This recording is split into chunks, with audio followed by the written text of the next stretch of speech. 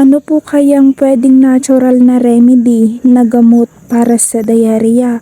Ayoko na kasing uminom ng gamot kasi pag uminom ako, mahihirapan naman na akong magpupo sa mga susunod na araw. Okay, magandang question yan. Ganito ang gawin mo. Kumain ka ng asukal. Oo, as in literal na asukal.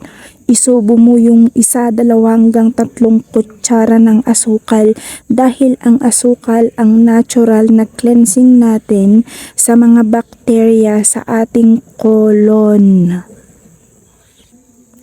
Pero kung hindi mo kayang kainin yung buong asukal, edi itimpla mo yun sa isang baso ng warm water, itimpla mo yung 3 hanggang 5 kutsara ng asukal doon sa isang baso ng warm water para tapos yun, lagukin mo yun.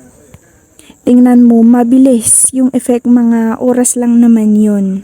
Pero kung hindi mo kaya ang asukal, natatamisan ka masyado sa asukal, edi kumain ka ng bunga ng bayabas yan. Dahil ang bunga ng bayabas, kabaliktaran ng diarrhea, nakaka-constipate ang bunga ng bayabas. So kung ayaw mo sa asukal, edi kumain ka ng bunga ng bayabas kung may available na bunga ng bayabas sa area mo.